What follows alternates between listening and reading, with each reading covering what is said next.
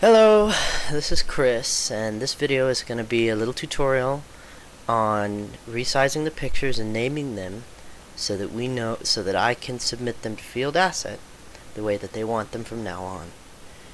Okay? First thing I wanted to address. I'm going to be using pictures from the first. The new software they didn't start implementing until around the 6th, and moving forward I've been renaming your photos for you. But if you can help me in the start of the process, we can save each other a whole lot of work. Okay? First off, the most recent problem is that when I do my own photos, you can see that they have their original names. These are the names that are put on by the camera. These will work perfectly. The only problem is that when you get something off of the camera, usually the dimensions are too big, right? You guys want to resize all of your photos so that you can email them to me.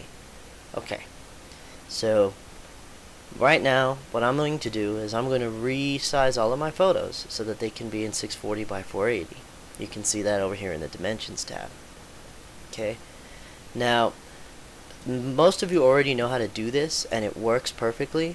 The only problem is, I'm going to use Tony's work from the same day as an example. The file name, he's renaming them. I don't know exactly how he's doing it, but it's ending up with small at the end. Okay, the new software rejects them if they have small at the end. It has to end with a 4-digit number, like mine. Okay, so I'm assuming that what's happening is you're taking them off the camera and you're either renaming them yourselves, or that the computer is giving you the option to rename them. Okay, that's fine as long as they end with 4 numbers at the end. Let's go do the resizing. Okay, it's 1311 Arizona. He did a remo and then he came home and resized them all to 640 by 480. Okay, and they all ended up with small at the end. Okay, if I did the same thing to my photos, which are too big, it would I'll highlight them all. I don't know if you guys are doing the same thing or if you're doing them individually.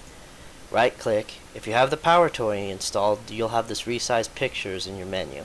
If you don't have the Power Toy installed, talk to me. I need to either install it for you or tell you where to download it so that you can install it. It's the easiest and free way to resize your photos. Okay, so if I just click on it, this screen appears. Okay, you can see that right off the top option is that 640 by 480. That's what we were asking for.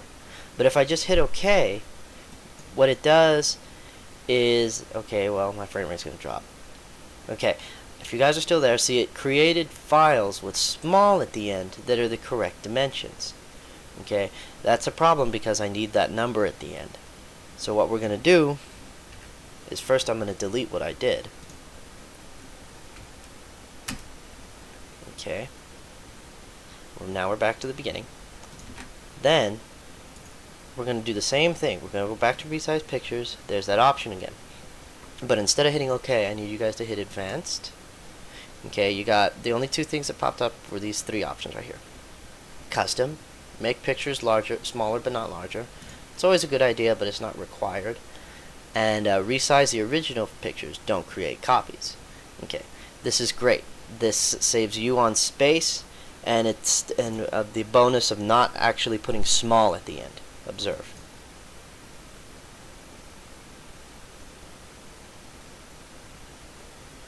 Okay, my frame rate's picked back up, and you can see that now all of my photos have 640 by 480 at the end.